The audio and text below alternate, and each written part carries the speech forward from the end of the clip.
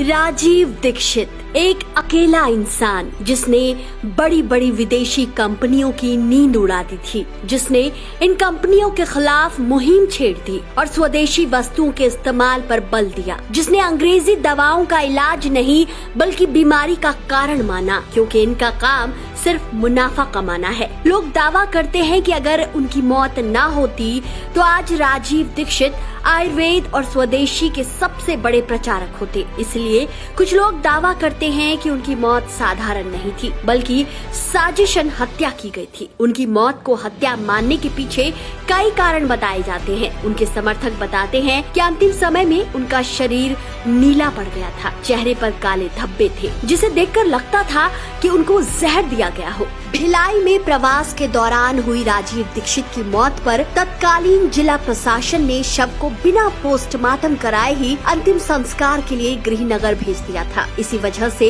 इस शक की बुनियाद और मजबूत हो गई कि शायद यह सब एक साजिश के तौर पर किया गया हो। राजीव दीक्षित के बारे में मौजूद मीडिया रिपोर्ट्स के मुताबिक वो 2009 में बाबा रामदेव के संपर्क में आए थे। दावा किया जाता है कि उन्होंने ही रामदेव को देश की समस्याओं और काले धन के बारे में बताया, जिससे रामदेव बहुत प्रभावित हुए और दोनों साथ में काम करने के लिए सहमत हो गए। इंटरनेट पर उपलब्ध जानकारियों के मुताबिक भारत स्वाभिमान आंदोलन शुरू करने के दौरान राजीव दीक्षित और रामदेव ने शपथ ली थी कि हम केवल कुशल लोगों को मतदान करेंगे, हम दूसरों को 100% मतदान के लिए प्रेरित करेंगे, हम भारत को विश्व शक्ति बनाएंगे, हम भारत को पूरी तरह से स्वदेशी बनाएंगे और बुद्धिमान ईमानदार लोगों को जोड़कर देश के विकास में लाएंगे। इस आंदोलन के तहत राजीव और रामदेव ने योजना बनाई थी कि लोगों को अपने साथ जोड़ने के बाद 2014 में वे देश के सामने अच्छे लोगों की एक नई पार्टी का विकल्प रखेंगे और लोकसभा चुनाव में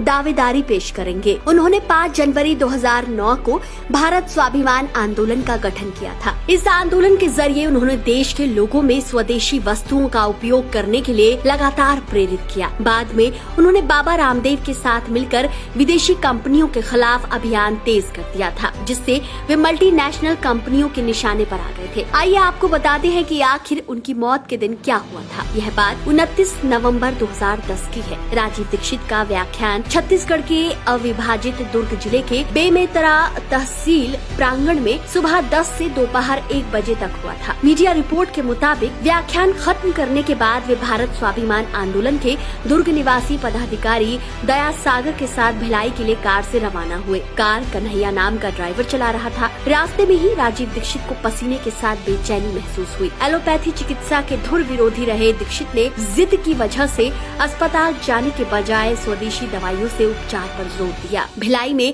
अक्षय पात्र फाउंडेशन के पास उसी दिन शाम 4 बजे से उनका व्याख्यान होना था, लेकिन तबीयत ठीक नहीं होने से वे दया सागर के दुर्ग जिले में स्थित निवास पर पहुंचे। यहीं पर वे बाथरूम में गिर गए, पर बाबा रामदेव के फोन पर समझाने पर वे अस्पताल जाने के लिए तैयार हुए। राजीव दीक्षित को दया सागर के निवास से तत्काल सेक्टर 9 स्थित अस्पताल ले जाया गया। यहाँ पर डॉक्टर शशिकांत सक्सेना ने उनका प्रारंभिक उपचार तो किया, लेकिन हार्ट अटैक से संबंधित बेहतर इलाज की सुविधा नहीं होने के चलते उन्हें BSR अपोलो अस्पताल रेफर कर दिया गया। यहाँ डॉक्टर दिलीप रत्नानी की देखरेख में उनका उपचार शुरू हुआ, लेकिन रात 1 से 2 बजे के बीच राजीव दीक्षित की मौत हो गई। उस वक्त डॉक्टर रत्नानी ने उन्हें गंभीर हृदयाघात होने की जानकारी प्रशासन और मीडिया को दी थी। मीडिया रिपोर्ट के मुताबिक मौत के बाद राजीव का शव नीला पड़ गया था। ऐसे में हार्ट अटैक से मौत बताए जाने और फिर पोस्टमार्टम नहीं कराए जाने पर सवाल खड़े हो गए। बिना पोस्टमार्टम कराए ही 1 दिसंबर 2010 को दीक्षित का शव हवाई मार्ग से गृहनगर भेज दिया गया। उनकी मौत का कारण